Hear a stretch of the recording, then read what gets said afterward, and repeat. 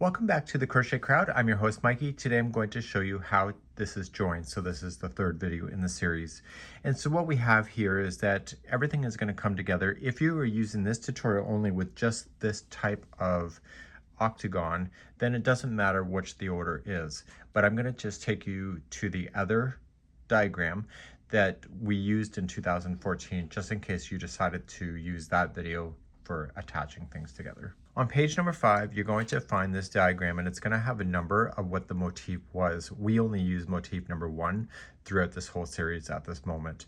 So what's going to happen is that I'm just going to place it. You can see that there's 6 motifs wide, and then there is 7 going in the other direction, and then the squares are in the center of each of those. So what I'm going to show you today is when we go to put this together is that if you use the same color as the exterior, then it's going to get hidden in. But what I'm going to do for you is I'm going to change the color to something else so you can see exactly where the stitches go. And you just want to follow a path. So as you just join, you want to come through and then maybe down and around and just coming on through. And eventually you'll have spots like this where there will be just a little piece that you'll just have to finish off.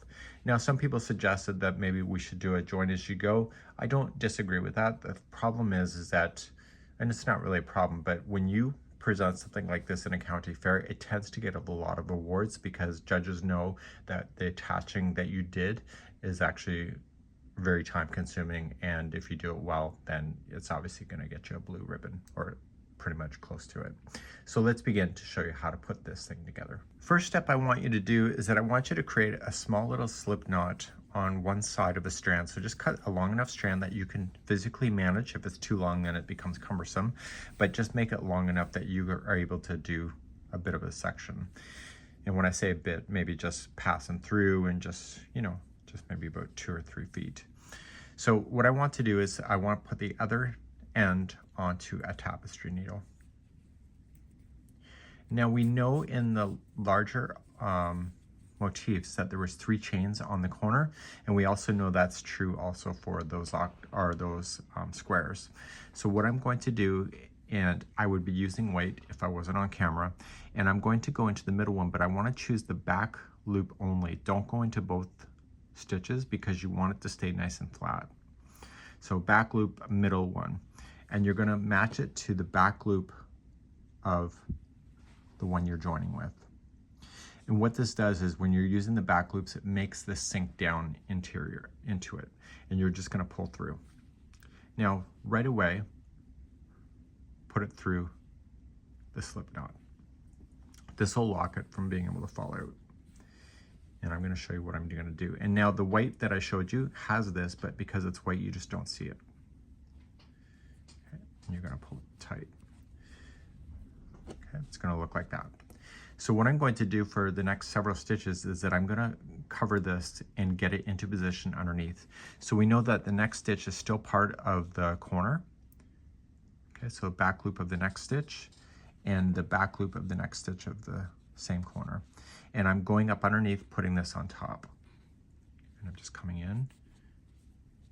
This is called, what is called as a whip stitch. And I'm just using my finger just to kind of hold it down.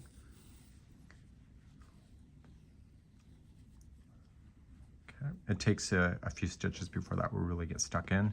And then you're going to move to the next stitch that's available on the one side, and then the next stitch. And so this happens to be the double crochet. Again, leaving the straggler down on top. Once you're comfortable with the distance of that being covered, you can just not worry about it, just push it to the back side. And you want to make sure that this doesn't get tangled in any way. Okay, so it's nice and free. Okay, and so we then go to the next one. So if you weren't watching me, I would do another one, same way. So move to the next stitch, next stitch.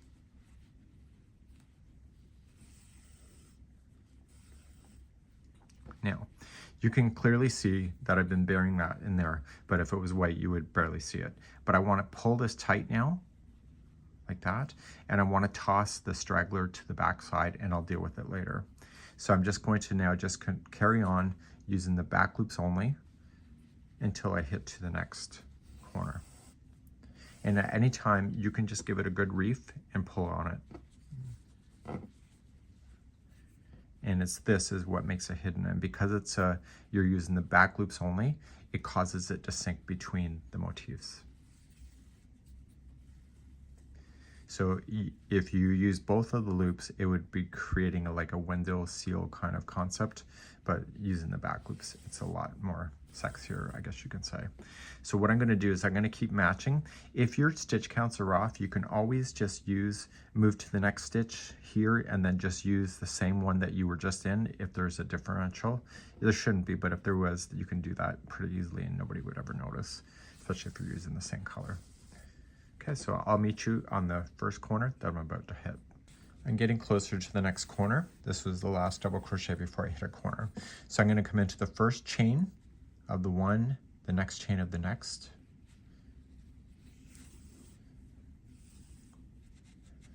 And then I'm going to come into the middle one and to the middle. But as I'm doing this, because the square is here, I'm also going to go into the middle of the back loop of that one as well.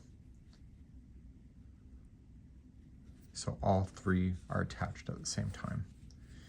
So I have to choose my direction. Am I going to come this way down, or am I going to go across? I find it's easier to do this in horizontal format when it's in front of me, but you decide what works for you. Okay, so then I'm deciding I'm going to go this way, and I keep going. So every time I hit a corner, I have to decide which way I'm going to go.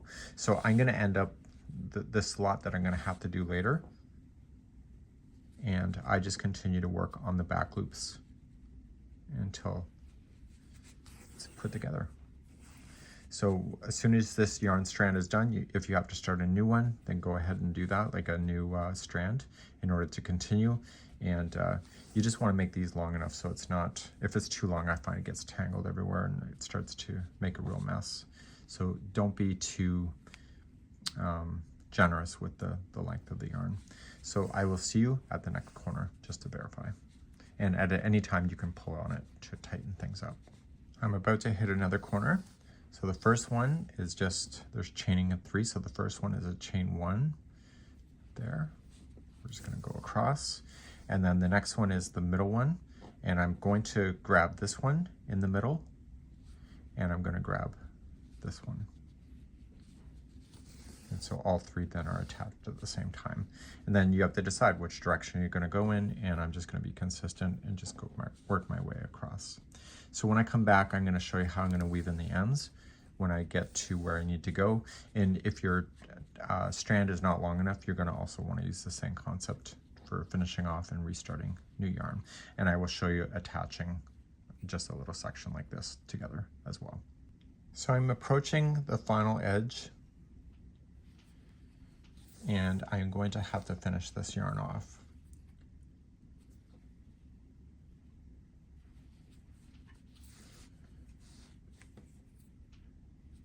Okay, so I'm in the chain 1 of 3, and then I'm going to finish on the middle chain of both sides, and then that's done. So I'm just going to pull up on it, and I'm going to turn it over to the back of your blanket. Okay, you see what it looks like?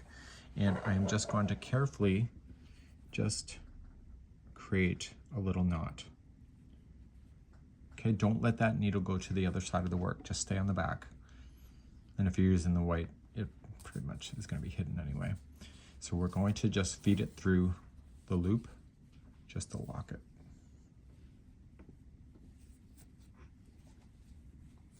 And feeding it through like that just gives me reassurance, so it's kind of stuck. And so now I'm just going to continue to weave in back and forth a total of 3 times. Don't let that needle go to the other side, or I'm going to reach through the screen and take away your blue ribbon. Okay, these are the small little touches that the judges are looking for. Okay, and make sure when you pull on it, you don't change the shape of how things are coming together. So you're just going to weave back and forth a total of 3 times. So I'm going to do it one more time. And then I'm going to show you just joining when you're just filling in those little sections.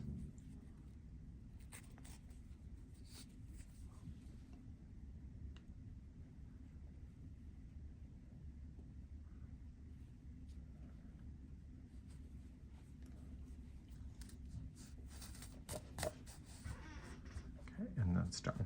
So then you can safely cut down your yarn and be good to go. Now the very starting strand that we started with when we did this, we're going to go back to where we started, and we're just going to take to the back side only. You're going to do the same thing of weaving back and forth. It's already started with a slip knot that we pulled through, so we don't have to worry about that so much of it falling out because it's already knotted, and we're just going to weave this back and forth on the back side also 3 times. So this is why it's important that you have that same color when you're doing the joining, because it's just really ugly if you don't. And once you've woven it 3 times, you're good to go. So I will show you one more thing before we're leaving you to do the rest of it on your own. It's going to take you a while to do, but again, this thing wins ribbons, generally speaking. So let's do what happens if you just got a little section like this, because you can't go all the way around like that without having these little pieces that will be left over. So let's do one. So let's do a little section. You won't need as long as a strand, and you're going to create a slip knot like we did before. And the other side, you're going to put it onto the tapestry needle. Now, because this is white here, I'm going to go through the middle one. Okay, so the middle is actually right here. It's already attached. And I'm just going to push it through. And I'm going to push this through to the slip knot that I created.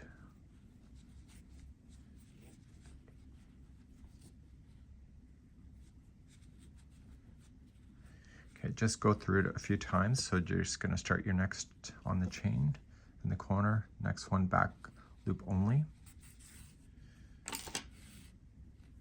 Just make sure it goes up and over.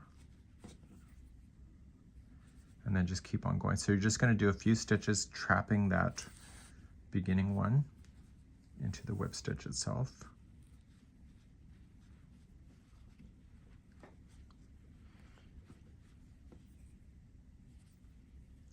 And when you're comfortable, you can just push it to the back side and deal with it later.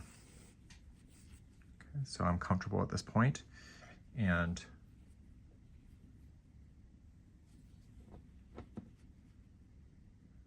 I'm just going to carry on. So I'll see you when I come closer to the join on this side.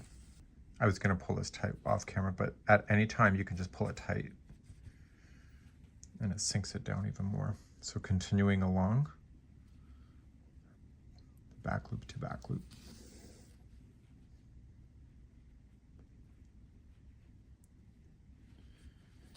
And you're going to want to finish on the third one there. Okay, so now because this is already joined here, I don't want to do anything on the front side, so I'm going to just pop this to the back, turn it over, make sure it's pulled tight, and I'm going to use the back side here just like I was. So I'm going to just tie a little quick knot. I don't want to go too deep, just enough to catch the stitches.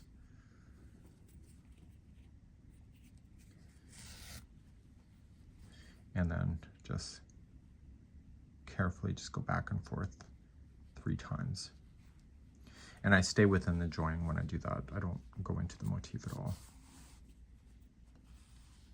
Meaning this way.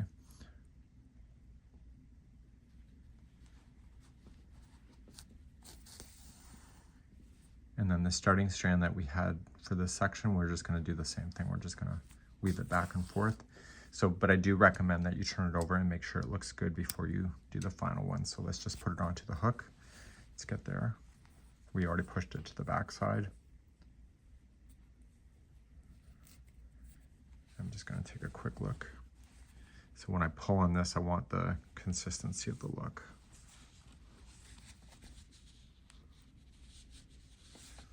Okay. And because if it's the same color, you won't see any major flaws.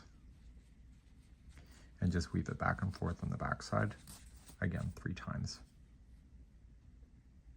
You're better off to also split the plies, just don't go in between strands.